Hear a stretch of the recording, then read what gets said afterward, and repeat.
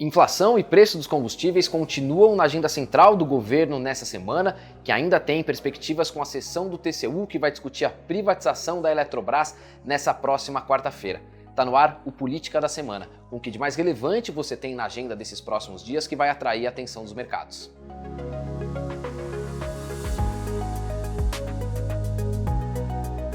Olá, eu sou Paulo Gama, do time de análise política da XP, e trago aqui os principais pontos da agenda que a política tem nessa semana, que vai chamar a atenção dos mercados. A gente começa ainda com a temática dos combustíveis como ponto central, depois da substituição na semana passada do ministro de Minas e Energia, saiu Bento Albuquerque, entrou Adolfo Saxida e a preocupação do governo continua sobre os impactos que a alta dos preços dos combustíveis tem na popularidade do governo por conta da inflação. A gente não espera grande mudança na gestão do Ministério de Minas e Energia nessa questão dos combustíveis. Adolfo Saxida era um dos nomes do Ministério da Economia que vinha travando as discussões entre as duas pastas relativas ao preço dos combustíveis e era um dos defensores da manutenção da política atual de preços da Petrobras, tratando ali da temática via desoneração ou via algum aceno direto à categoria dos caminhoneiros, que é um dos pontos de preocupação do governo com essas altas crescentes.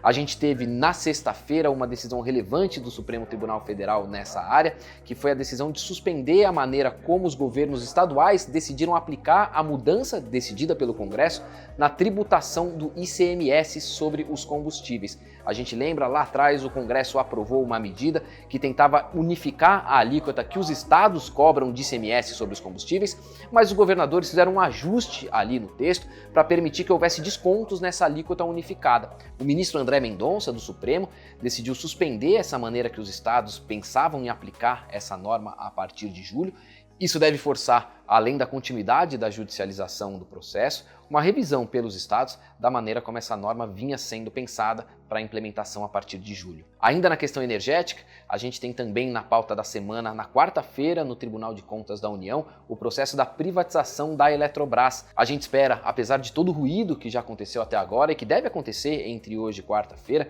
que o Tribunal de Contas da União dê aval ao processo de privatização, que vai poder seguir o calendário pensado pelo governo para que a operação seja lançada ainda em junho ou julho. Por último, nessa mesma temática da energia elétrica, a gente vai ver a Câmara dos Deputados voltando a discutir um projeto de decreto legislativo que teve sua urgência aprovada há 2 semanas, que tem o objetivo de sustar os reajustes concedidos pela ANEEL nesse ano de 2022. A tendência não é que o texto como está seja aprovado pelo plenário, mas pelo menos que essa discussão seja reaquecida agora com o retorno do presidente da Câmara, deputado Arthur Lira, ao Brasil. Ainda na pauta da Câmara, a gente tem perspectiva de início das discussões da medida provisória que trata do valor do salário mínimo para esse ano de 2022. A expectativa é que esse ponto seja usado como moeda de negociação ali entre os deputados e o governo federal. E isso pode sim atrair a atenção do mercado por conta de alguns ruídos que podem surgir diante desse processo de negociação.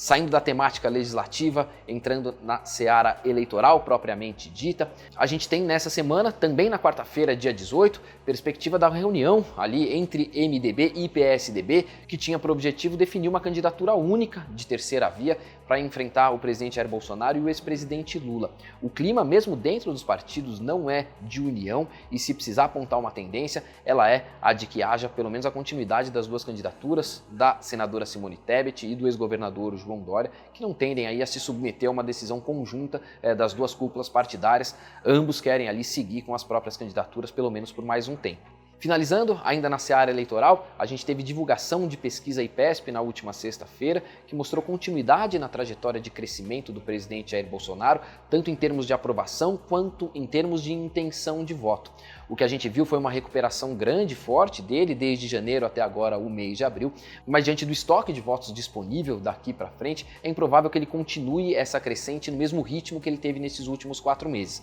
A gente vê um estreitamento ainda possível entre ele e o ex-presidente Lula, que lidera com 12 pontos à frente, mas talvez numa intensidade menor do que a que foi vista nesses primeiros 4, 5 meses do ano. É isso que a gente tem na agenda da política para essa semana e eu volto na próxima segunda-feira. Até lá!